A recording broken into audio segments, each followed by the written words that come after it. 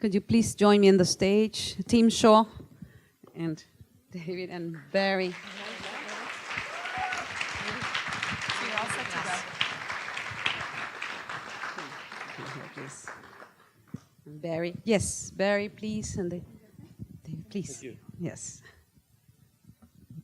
Thank you very much. Is this the right chair? Yes. Okay, all right. Of course. Well, welcome everyone. Thank you for joining us tonight. I'm Maureen Cavanaugh, and I host Midday Edition on KPBS Radio. It's a news and public affairs program. Thank you. I am very happy to have been invited to moderate this panel tonight, and I hope it's going to give you a better insight into what you're about to see later this evening. And I want to introduce, I know that there's been some introductions already on the panel, but you know Roxana Velásquez, who is Executive Director of the San Diego Museum of Art. You've heard from her. Another person who did not have far to walk tonight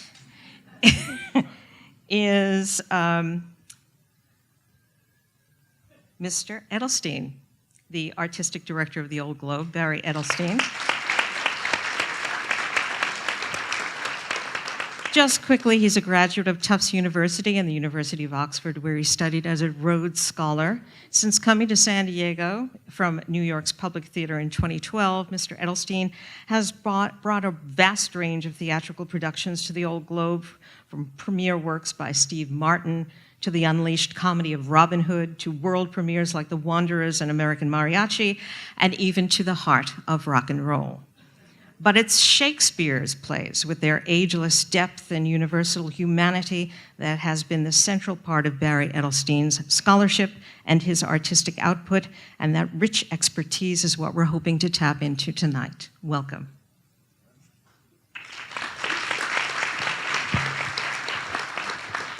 Sitting on the other side of Roxana is David Morris. Teacher, author, former reporter, and retired Marine infantry officer. He's written about the experience of war and its aftermath on the human soul and psyche. His first book, Storm on the Horizon, about the Gulf War, was adapted for television by the History Channel. Then, working as a war correspondent in Iraq in 2004, David Morris covered the First Battle of Fallujah.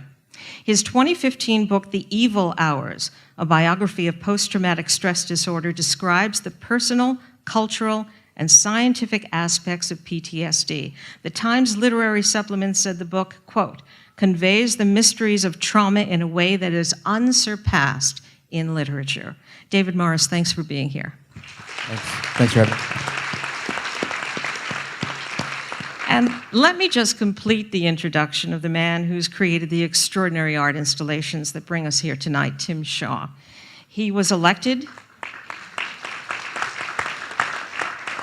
to be a British Royal Academician in 2013 and won the prestigious Jack Goldhill Award for Sculpture at the Royal Academy of Arts Summer Exhibition in 2015. And the images he creates through mixed media, sculpture, drawings, and interactive installations startle and unsettle as we are brought to a realm beyond reason. Tim Shaw.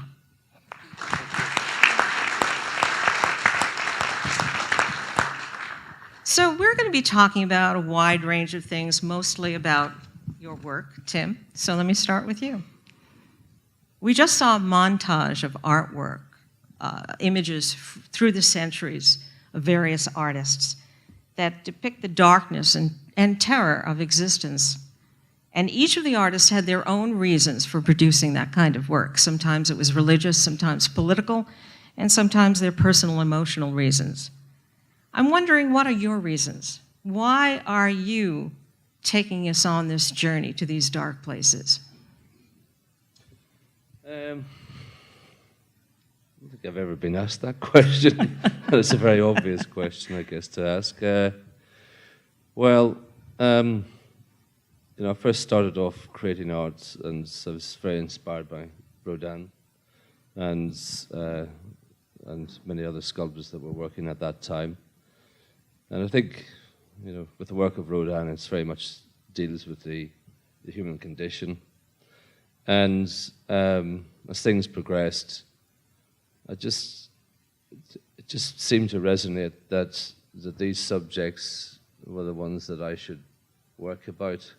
And, the obvious thing is that born in Belfast and growing up during the Troubles, and particularly the early years, I guess that shaped a lot of what I do work about. And, particularly, making work about that time. I think back to, I remember when the British soldiers arrived, and our mothers used to make them cups of tea, and we'd get into their vehicles and look at the guns and look at the bullets. And so all of these things have obviously shaped some of those works. And, I think that conflict is part of human existence. And when I was making a piece which was based on it's called the Rites of Dionysus, which was very much shaped by Euripides' Bacchae. Once I was into working on that piece, I became very aware that, all this stuff is very much about what does happen beyond reason. And as I was making that piece, one of the last pieces to add to this, it was a major installation at a place called the Eden Project. I put this head, it was the head of Ulysses, which the Mayanids had ripped off. Had ripped off and put it on a pike, and at that time it was the first beheading in Iraq, and it resonated so much with the public, and it had to be taken down. Actually, it was censored within 2 days. It was too much. It was too much at the time. An outrage, and it just made me very aware that this is conflict is a major part of human existence. I just want to mention to the audience, you are seeing behind us projected an array of work by Tim Shaw. And so you have an idea of what we're talking about.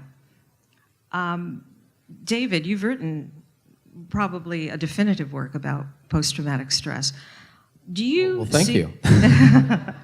Do you see this work in the context of remembered trauma? Well, yeah. I mean, I think memory is a big part of trauma.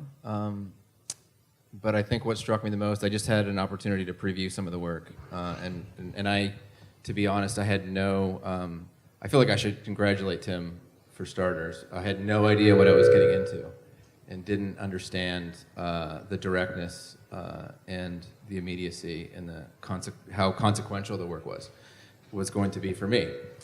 And I think what's interesting, I feel like I should back up a little bit and say I grew up in San Diego. My father was a Vietnam veteran. I grew up going to the Miramar Air Show.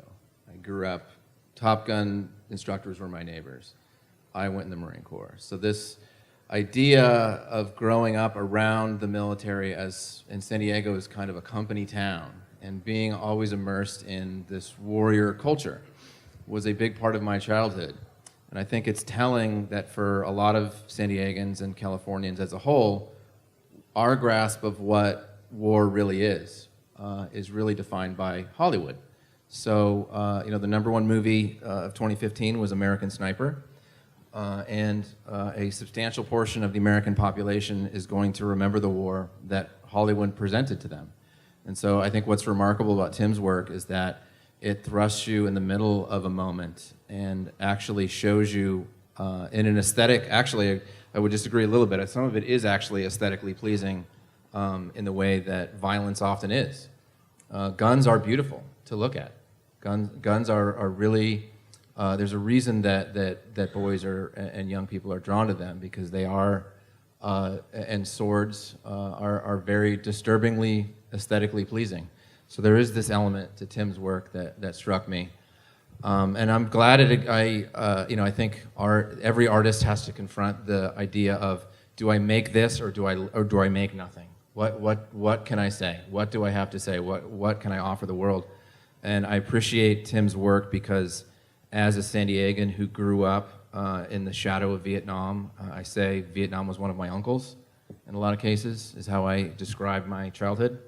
But most Americans, and I think especially most Southern Californians, live in this narcotized fantasy about what violence really is and what war really is. And I feel like I'm pleased to see some work that I think is asking, that is cutting through, forgive me, the bullshit, and actually looking at the essence of what the human question is of Let conflict. me take your observation about movies and the fact that we only know about war and trauma, most of us, from movies and theatrical presentations. And let me ask Barry, when you see these works, they almost force you to create a story about them. You have to engender some kind of theater, some story in your mind. I'm wondering, as you saw these installations, these sculptures, did anything come to you from classical literature, from Shakespeare's canon, about the images you were seeing? Yes, I met Tim shortly after touring through the show yesterday, and the first thing I asked him was, have you ever thought about doing theatrical set design? Because, first of all, these are immersive works, and you fall into them with a kind of completeness that felt to me analogous to the experience of sitting in a theater and watching this. What's also true, though, is that forgive me, Tim, I don't remember the name of the blue room. Mother There Is Blue, There Is Dangerous. Extraordinary piece about this event that behind us right now. There it is now, yeah. A piece of Irish history that I didn't know anything about, this extraordinary day in which there were all these bombings within a very short period of time. When I walked in there, the first thing that struck me, and I said to Tim, was, this feels like 9/11. I was in New York during 9/11, and there are these images of people running, these shadowy figures, and there's paper falling out of the sky, and this idea that this epic act of violence has descended on an extremely domestic place. And what occurred to me immediately was, it works in the way that I understand the greatest dramas work, which is they take a gigantic, enormous, undigestible idea, war, destruction, evil, violence being unleashed in the world, and they ground them in a very specific thing. So we can watch Shakespeare's Henry V, and it's a story about a war that took place in the middle of the 15th century on a specific battlefield in some remote corner of France, and somehow that radical specificity universalizes the impulse. That's what I felt touring through Tim's show, is that there's a deep specificity, particular to his own childhood in Belfast, and not only his own childhood, but a morning in his life when he went to breakfast with his mother and a terrorist bomb blew up. And somehow what I felt was my own experience in New York in 2001. That is the connection that I feel to the theater, because that's how I understand theater works. The greatest theater takes a hugely abstract idea, grounds it in a deeply specific moment, and from that, a universality emerges. And that's what I admire so much about Tim's work. I'm thrilled that it's here in San Diego, and if I may take a moment just to congratulate Roxana on the daring of bringing this work to our community. It's a wonderful thing. Let me ask you, Roxana, you explained to us why it's important that we see this work, that this museum show this work. Outside of the vagaries of booking shows and so forth, why now, though? Why now? Would this have worked 10 years ago? You were talking, is this on? Yes. Yeah. Okay, why now and not 10 years ago? When did you create this? What I'm saying is, could it have come here 10 years ago? Yes. You know, I think as I tried to express very, very fast in those images, art has a duty, and artists have taken seriously a duty to walk us through different events that have happened in life. So there are multiple reasons why art and artists have exist, not only sculptors or installers or of course, actors. So I think museums have a duty to do that. Not now, not 10 years ago, but always. And art is not done, you asked me, I think 2 days ago, is this not to be in a contemporary art museum? And I answered to you, this could be in any museum of the world. When we do work here in the San Diego Museum of Art, we are not thinking this is good for San Diego, as good as we can get. We're thinking of pieces that are relevant universally, just as Barry described, and that could be exhibited in London, in Paris, in Mexico, or in Haiti. Doesn't matter. Human beings have been always the same, and I think museums play this important role to create dialogue and ignite spirits to be better. So I am a deep believer in that, and of course, we have a variety of exhibitions in this museum, from the decorations, Nancy Lawrence, right, decorative almost art, to Indian stories and epic wars of demons in India in the 15th century. But in the end, it's about us. So museums had that privilege and that advantage. They are neutral spaces and they embrace everyone. Let me go back to Tim. This is your first showing in the U.S. Did you alter any of your pieces because of that? Yeah, I did. Defending Integrity was altered. The two pieces that rock back and forth. With American money. Yeah, yeah. Well, it kind of, I thought it would make sense that it should be dollars and not sterling, because it goes on all over the place, all over the planet. It's not just to do with the local situation, which is what it was inspired by, but money can buy, and often does, buy people's voices, or can silence them. So that was one piece, and the Birth of Breakdown Clown. I reworked the first monologue and produced a new monologue for San Diego, and wrote most of all of the root of the AI, artificial intelligence script, and so I thought it was important to try to link that into some of the things that may be more local about the wall and the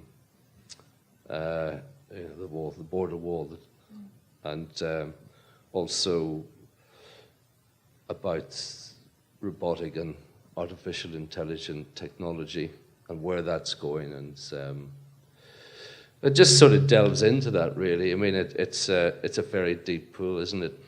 What terrifies you about artificial intelligence? I'm not terrified by it. No.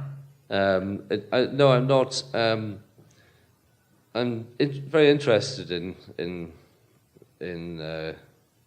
where we are with it. In that we don't have any choice now. It's we will progress with robots and artificial intelligence.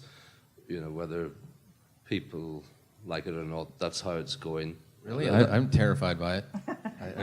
I think I'm terrified. I wake up terrified about it. I mean, what I think is, maybe I'm slightly naive here, but I think that, with all these things, these are technologies.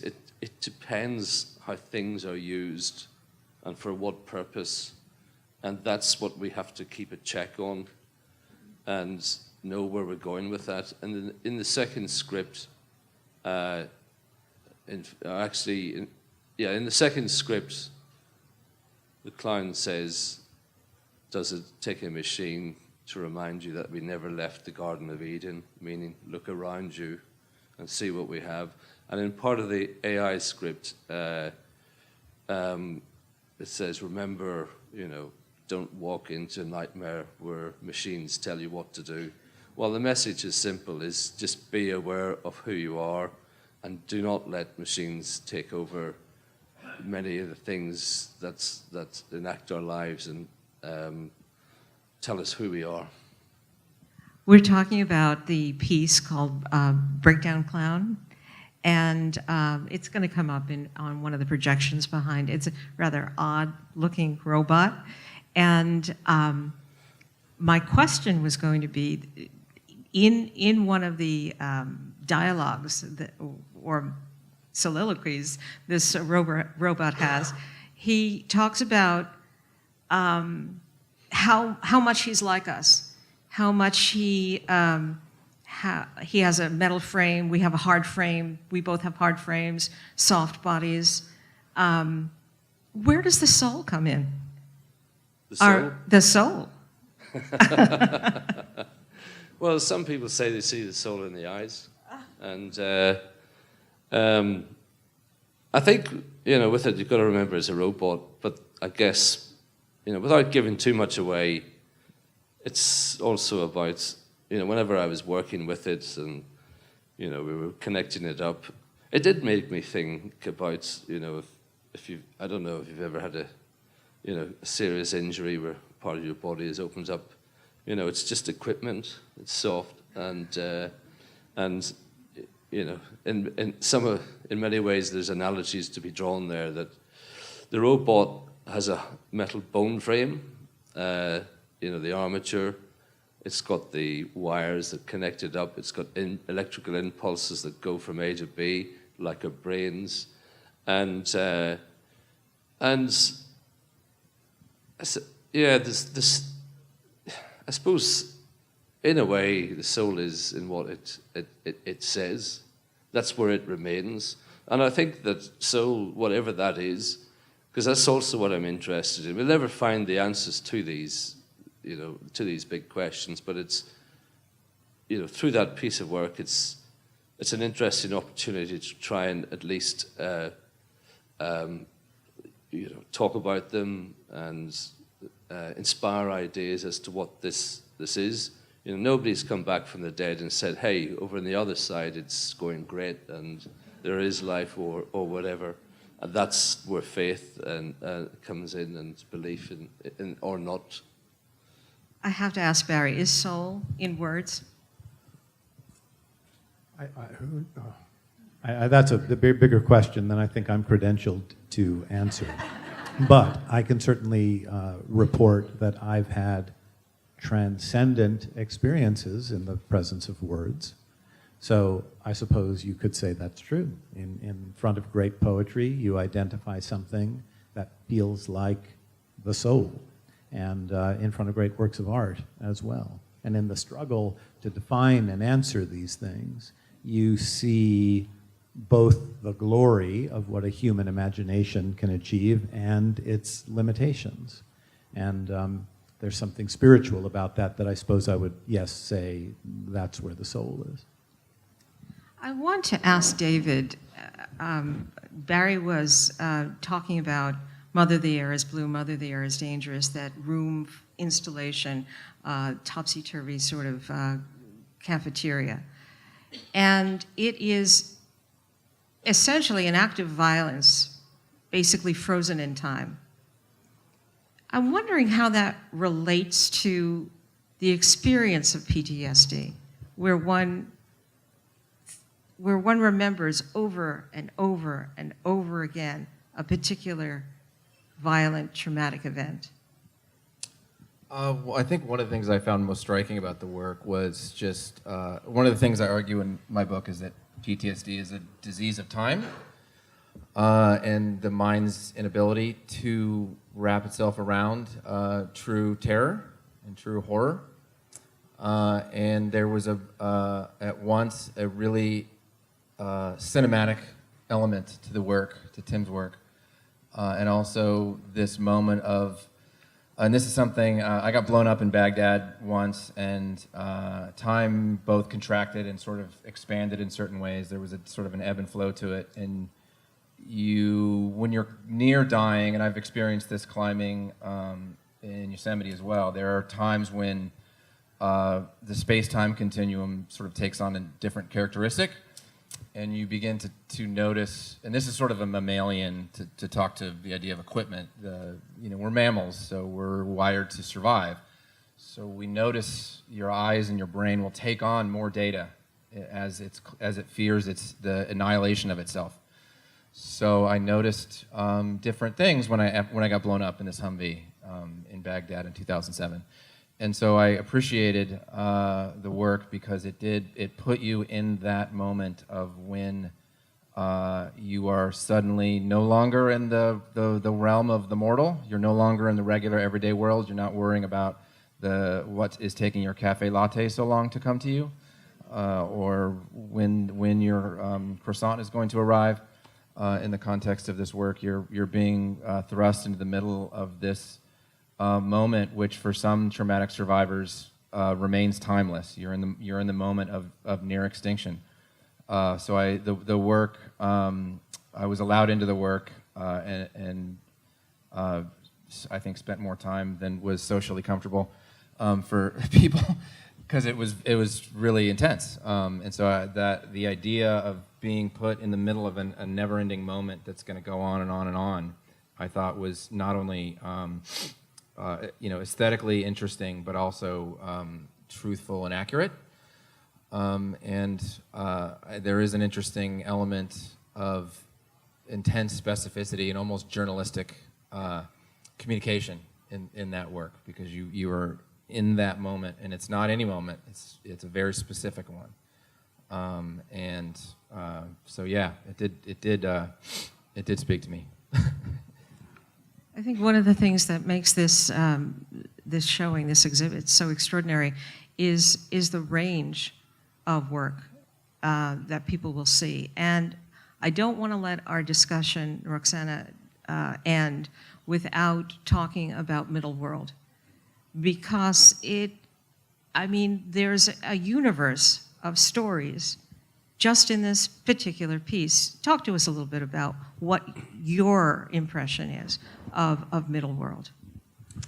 Yes, we'll get to Middle World, but if I may, I would like to add two things regarding spirit and soul. It's very, very important, because I do believe in that spirit and that soul, and I would like to use it as an art historian in a word that's called aesthetic experience. Right? We all know that 90% of our DNA is exactly as chimpanzees, right? There's 1% that distinguishes us. But that 1% allows us to have an aesthetic experience. As Schiller used to say, we are the only beings that are able to experience that sublime moment, whether through words, through poetry, an extreme beautiful, composition. So that is soul for me. That's the spiritual piece of art. Whenever you are really touched by that, that's soul. Call it whatever you want. And that has nothing to do with artificial intelligence. That's the difference here. And regarding the moment that you just described beautifully, of your moment in time frozen in the cafe, I think not everybody has to be in the war. But many of us, or many here, would have been in an accident, a car accident, an operation, a moment where they are about to pass, and they didn't. And that's the frozen moment that I saw at the cafe as well. So that is, goes beyond a war or terrorist attack. It goes through all of us. So that's where the universality comes again. And now getting to your question of the Middle World. Of course, that idea of a cathedral that inspired Tim in his own words, it's a medieval, huge cathedral. What could be more sublime than a Gothic cathedral? Any of you that have faced and confronted that huge scale and that perfection of architecture, it is amazing. So that's what I thought you saw there, Tim. But that mix of iconography, Masonic or Protestant or obscure, even phallic, those Freudian things that you were playing there. I think you have some entertaining there, Tim. It is really impressive. The rosetta, how do you call the stone, the stained glasses that I'm missing at the back. It's a lot of elements, and many of those creatures, the tiny figures that team decided to maquettes to create, are similar to the ones in Bosch. That's what I thought about Bosch and the hell representation, or in the Temptations of St. Anthony. Those hooded figures or hybrids are those animals and demons that of course come from your nightmares. So it's an inviting piece and a mix and a hybrid. That's what I asked. That's why I asked you, because that's what it reminded me of when I saw the images that you'd chosen. So let me ask you, Tim. Well, perhaps I should have gone to you first about this, but what were the influences for all that's going on in that middle world piece? Hard to know.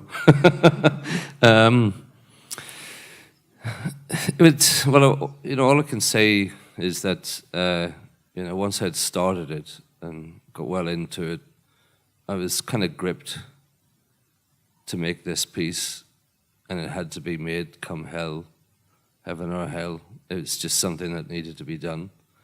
And, as I say, looking back, I didn't write this at the time, but looking back, I think that something that ignited certainly the beginnings of it was going to France, and one night I was it was this exchange student in the city of Tours, and I didn't really know about the cathedral, and I just was walking home, I think, and I walked around the corner and saw this great cathedral, and it really, it was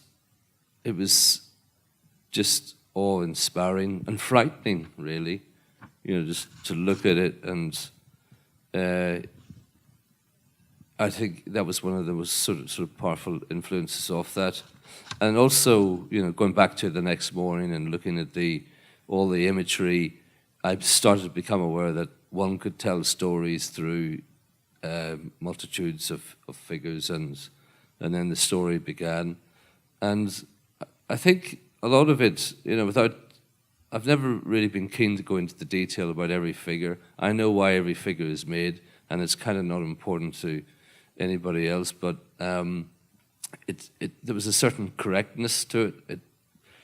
Figures, the imagery, the placing of them, they're all exactly the way in which I wanted them, and I worked and reworked them, and all I can say, it's in one sentence, it's really, I call it sort of the hinterlands, or the twilight zone of the human psyche. We've been seeing behind us images of your sculpture, Alternative Authority, and it's very stark and terrifying, really. Can you tell us a little bit about that? Yeah, well, when I was during the making of Soul Snatcher Possession, so really the reasons I made that are certainly the early parts of its inspiration, if you could call it that. I think I probably prefer to use the word shaped by. But I had a visitor to the studio, and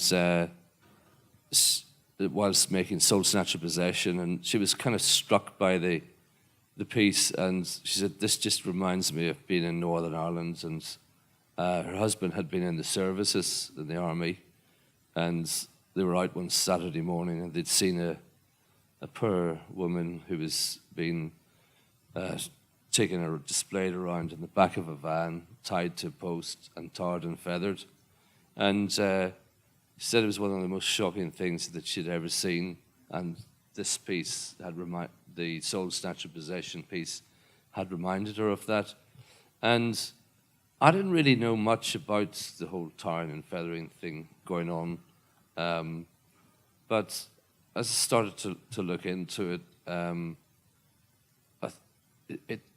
it's sort of, the descriptions of it and everything take my mind and imagination to another place.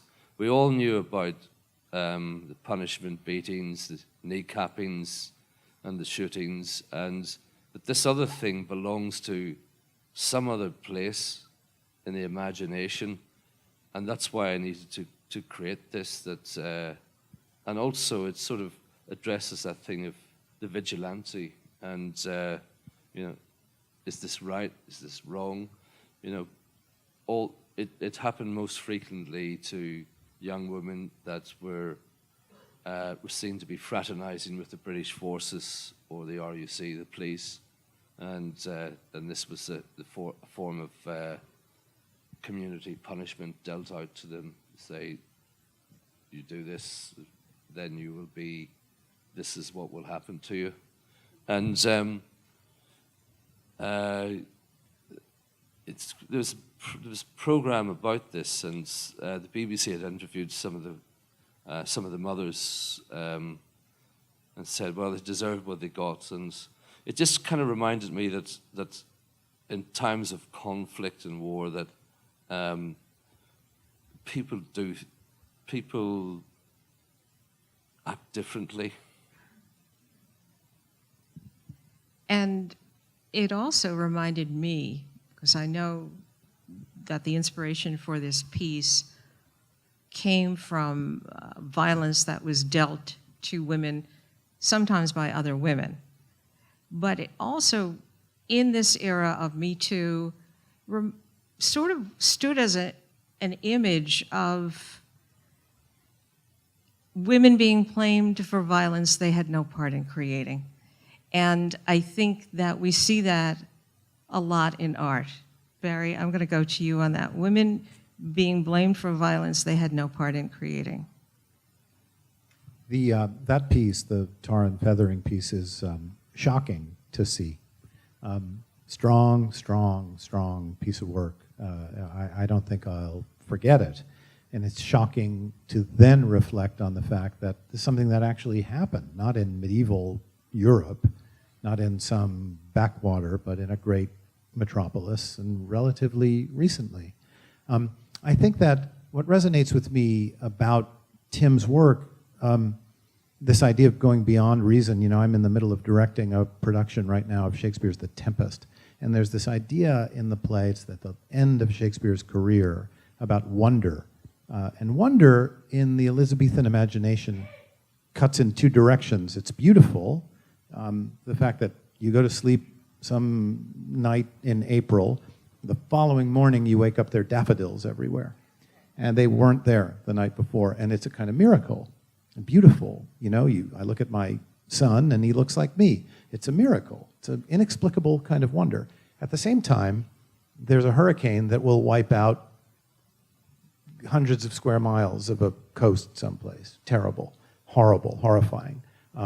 People will do these depredations to each other. So wonder is an idea that in Shakespeare's imagination cuts both to the beautiful and to the horrible, and asks us to go beyond reason, to contemplate things that are inexplicable, that are impossible to believe. And that's what I took away from this show and from Tim's work, is that he's asking us to go to a place where reason isn't enough to explain, that there are wonders in this world. In this case, he's exploring some pretty dark ones. And yet in that blue room, as shocking and violent as that moment is, there's a kind of beauty. There's a kind of otherworldliness that sets in. And it walks this line that feels highly resonant and powerful to me in a way that I only associate in my own artistic life with Shakespeare, but that is wonderful to be reminded can take place in other media. I don't think I answered your question about women. I went off on a tangent. I'm sorry, but that's beautiful where tangent. Thank you. But that's where I go. I feel like I'm in the presence of a major artistic imagination here, and I'm just very grateful to be around it. Let me go to Roxana then. What was your impression of alternative authority? I think already Barry said it all, but of course I was shocked. I told Anita when she showed me the pieces, That's the only one I really was tortured by. And it's awful what I just said, but it is really disturbing. And it is so suffering. And because, I don't know, it was Tim, what you told me, but we think this. They are not killing her. They have damaged her. There are scarves with this burning of the tar. I mean, it is really the suffering that just made me think immediately in Goya, in Disasters of War, or the Caprichos, or that madness, right? When the reason is gone. I mean, I don't want to offend anybody, but that's really an animal beast thing to be able to do that. So, but where the beauty rises is where we feel that we need to step up and defend these things, and step up and cry loud. And as a community and as a society, we should not allow that. But of course it has happened, and of course it's there. Inquisition is not, there's a lot of stories from witchcraft to Inquisition to images of Bosch or the 15th century. It's not fantasy or wonder, it's what had happened. So there's where, of course, Tim is confronting us, and what can I tell you, is really disturbing and awful. But the point is made, we need to wake up. And Tim, along the lines of confronting us, we're confronted in your soul snatcher possession. We're confronted by this room full of dark figures interacting in some, I think it's fair to say, menacing way, although it's not entirely clear what's happening in that room. You sort of have to fill in the gaps. The viewer has to fill in the gaps. Yeah, yes, because you don't have it. There's no weaponry. There's no knives, no guns, but you kind of know there's something that's happening, and it's pretty unpleasant. And so, you know, the piece is really about how how fear and threat can be used to manipulate people. And I've always said that the piece is about how truth is manipulated and fabricated to suit the needs of those in power to do what they want to. That's just a view, a particular view of that.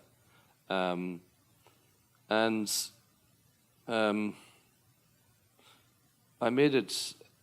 Actually, it's a scream in the middle of the night sort of sparked it off, and whether that was imagined or not, I'm never very sure. But it's the most dreadful scream, and I went to the window and couldn't see anything on the street, and waited around and went back to my bed, and I inquired in the local shop in the morning had anything happened, and nothing had happened. But that scream, I guess, had created this picture, and I spent 6 months making that piece of work. Another thing that I guess had shaped the work, and that's my work was moving into a new area where it was being looked at very seriously by collectors, and things were being said about it by those that were marketing my work, and that weren't true. And it's like, well, where do I stand in this? And you were sort of in the midst of power, and what do you do here? Do you stand up and say, this is all nonsense, what you're talking about, or do you go along with it? And I think that the piece also came from those experiences too. And towards the end of making the piece, what gave more meaning to it is that I was listening to a BBC radio program about the filmmaker Claude Lanzmann, and he was being questioned about, he was being asked a question about the Holocaust. And just this one sentence, he said that there is a dimension of barbarity that does not disappear from humanity. And that really pretty much hit the hammer on the nail of what the work is about.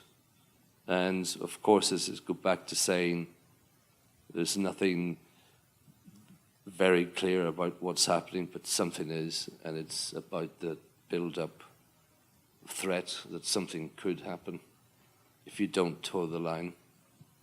There are so many, you go into that room and there are so many stories. It reminds you of so much of what we're hearing in the news these days. I was instantly thought of the journalist Khashoggi, who was killed in what they call an interrogation that got out of control. And that's exactly what that looked like to me. And so there are so many ways that you can interpret these. And I can understand that you didn't want to tell people how to interpret your work, but I'm interested in asking you, what about the way they were describing it got you annoyed? Well, the piece was a major piece called Casting a Dark Democracy, and it uses the Abu Ghraib figure. It sits on a pedestal. It was a major piece that was being shown, and they were saying that the oil and the sand came from Iraq, and they were saying that it was already bought whenever it hadn't been, and it just didn't.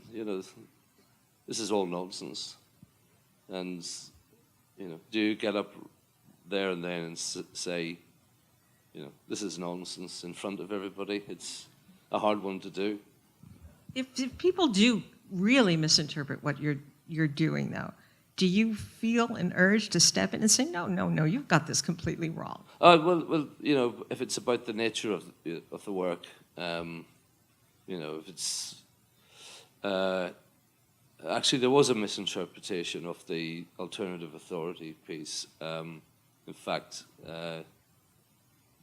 it sparked off quite a major thing, and it had been misinterpreted that I was a woman hater and everything like that. And what had happened is they hadn't read the press release that actually this is about a historical event, recent historical events. So in that situation, it's really important to say what it's actually about. Keep to the script. Keep to the statements. You can't go far wrong. And read your brochure, right? Sorry? Read your brochure so you know what the piece is actually about. Yeah, exactly, yeah. We don't have to live in a world of alternative truths. And actually, maybe there aren't any alternative truths. Forever, who's out there? David, I'm wondering, is there any chance that seeing pieces like this could trigger someone who suffers from post-traumatic stress? I was asked myself that question when I walked in, and I was sort of like, "What's the line for me?" And I've gotten better at sort of just saying, "This isn't for me," and like I just don't see war movies anymore. I watch them backwards. If I have to watch them because people are going to ask me about them and I need to have an opinion, I'll watch them on DVD backwards, scene by scene. So, but I didn't find any. There was nothing. I think the things that I find more obscene are things that are really not respecting the physical integrity of people and not respecting because Americans have a really big problem of being obscene and not understanding they are being obscene. Like it's really insulting to talk about Mexicans in the way that our president has talked about Mexicans.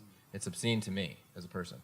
And there are many other obscenities that were spoken and repeated before we invaded Iraq. And so I think if there's art that is not, the artist does not appear to be showing respect for the experience, I can find, and that's what was my experience with American Sniper. And many other recent American films, they do not show respect for what it is to be a human being. That was not something that I encountered with this work. I did not. This was evidently, obviously made by somebody that had an experience, and was reflecting on that experience in a way that meditated on, our human qualities, not trying to shock for the sake of shock, and not trying to entertain for the sake of entertaining, which I think is, as Americans, we suffer from that frequently, as we allow ourselves to be entertained for the sake of being entertained. And there's very little moral value that is being, no moral transaction is happening of consequence. And so I don't, to answer your question in the most direct possible terms, I didn't personally find anything that I found triggering. And to be completely and perhaps overly blunt, I teach literature at a major university. I don't believe in trigger warnings, apart from film. I do find certain films to be triggering. So I'm not a huge proponent of saying, this is art. It needs to be quarantined from you until you decide you're okay for it. Well, I've just been told that we have only a few minutes left, but with those few minutes we have left, we're going to be using for audience questions. So if you have a question for Tim Shaw or anyone else on the panel, now would be the time. Well, Tim, I not only want to congratulate you, but I would like to say that the exhibition in the San Diego Museum of Art will make history, because unlike many of the 20th century works of art, which are mostly related to the market, yours is related with truth. Yours is related with the human essence, with human nature, and with human history. And in the case of the robot, I'm very intrigued about the monologue, because you are a visual artist, or so I thought you were. But in fact, you are this sort of artist that Wagner said that made the total a work of art. The only thing missing would be music. But the music is, there's no music. So silence is the music in that piece. But you've told us about the influence of some of your sculptures, especially the first one. It has to do with Rodin, of course, the gates of hell, but also with Gothic architecture. So I would like to ask you about this wonderful and this masterpiece in itself, that is the monologue of the robot. Which were your inspirations, your sources? Because I found some, maybe even T.S. Eliot quartets or philosophy, Greek philosophy, know yourself. Which were your sources of inspiration for writing that wonderful monologue? Well, I was, whenever I hadn't, when I set out to make the piece of work, I hadn't intended to go down this route of creating monologues. But when I started making the robot, then it's the situation arrived where, well, what will a robot say? And at that time, I was working. In fact, the robot was financed by a great center in Germany called the Kate Hamburger Center for Advanced Study in the Humanities of Law and Culture. And basically, it was a think tank where academics from all over the world came together. There was only 10 of us. And we would sit around the table and really chew the fat. Oh, that's an Irish expression, but really sort of look at everything to do with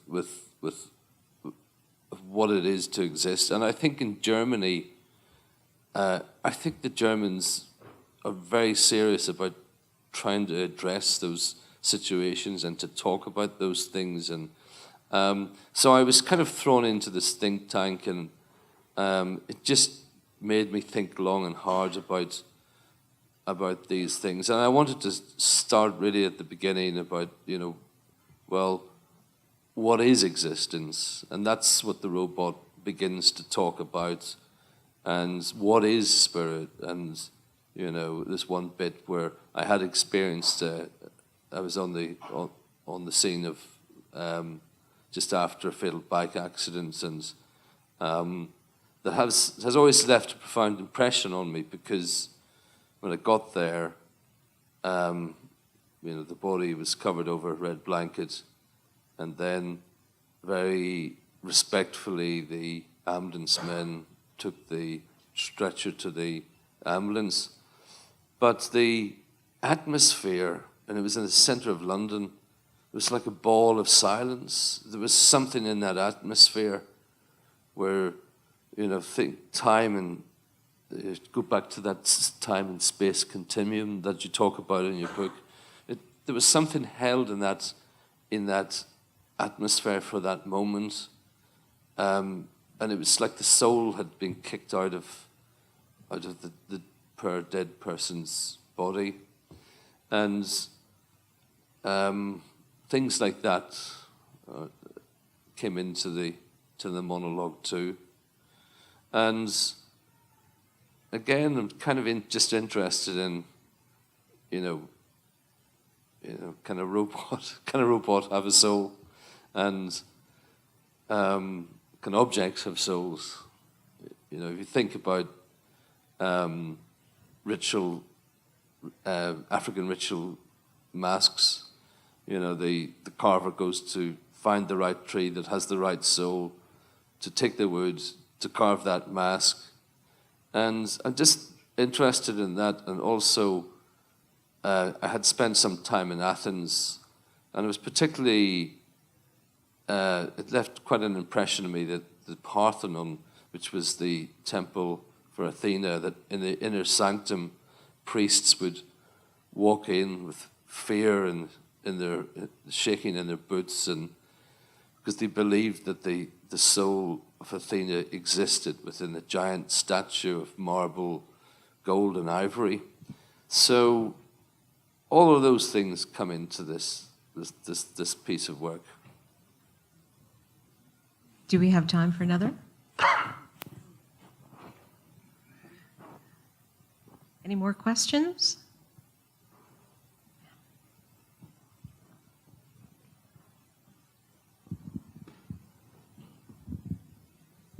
Hello. So I have a question regarding the process, installation process. When you create it, do you start with the idea and then it shapes it out, or you have idea kind of almost to the end, how you're going to position everything? Sorry, I couldn't hear you. So Couldn't hear you. The installation process, the creation of installation, right? You start with the idea.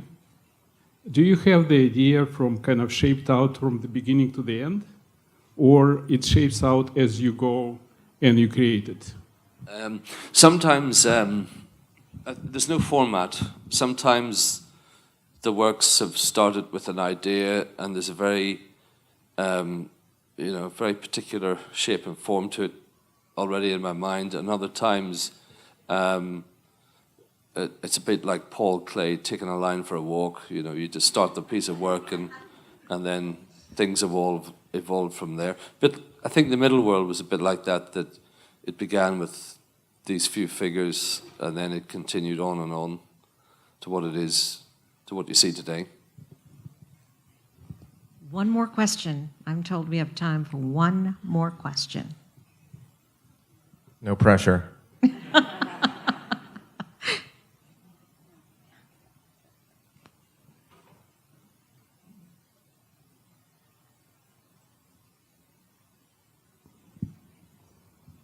Tim, thank you very much for bringing the work here.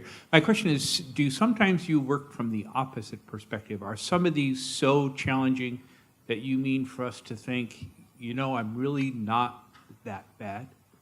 Do you go from an opposite perspective to try to awaken us to what we shouldn't be? Can you say that again? When you present a challenging piece, and you have the viewer look at the piece and you expect to draw an emotion from that piece, are you presenting the piece possibly in a way that we're looking at it and saying, no, that's not me. I'm better than what we're imagining, you know, for example, in the paid not to speak, that I would not suffer that consequence. Are you sometimes challenging people to think that they are better than what is being presented? Yeah, it's a good point. I think, let's say with that piece, with defending integrity from the powers that be, which actually arises from a situation with a brush with corporate power, without going into too much detail about that. And one of the great, and what I was, I'd publicly written a 5-page letter to the press as a scathing criticism about how they were operating, and of course, complete denial and all of that. And I wouldn't have done it, but there was, absolute, it was in line with everybody's thoughts of the town and everybody that worked at this place. And what I was a bit disappointed by is that at the end of the day, when I took this on, I thought people would come out and speak out, and they didn't. And that disappointed me a bit, and that's why I made the piece of work. I did a performance piece through the town, and I was kind of quite enraged by the fact that people didn't get up and speak out, because at the end of the day, we all have a responsibility to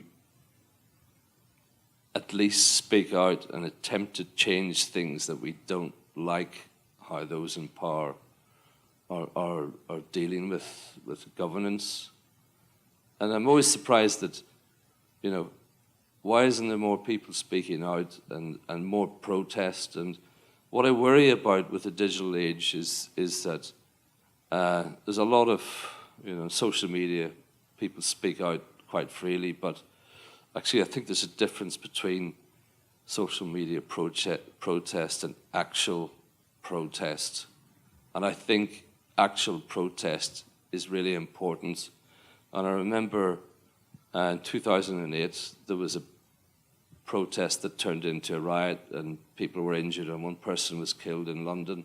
And I went to that. And I went to that because, and it was a protest against what had gone on with the banks and sort of the excess and greed. And it did turn nasty. And, there was quite a lot of trouble about it. Took place arrests, but it's important for people to be there and do those things, and there's nothing wrong with it. The voice of the voice of opposition is important, and there's nothing wrong with that if things are wrong. I'd like to thank you all for coming. Thanks to Barry Edelstein, Roxana Velásquez, David Morris, and of course, artist Tim Shaw. Thank you very much. Thank you. I have been asked to ask you one thing. When you exit at that right door there, be careful, because there will be people carrying trays of food, and they don't want any collisions. So have a wonderful time. Thank you.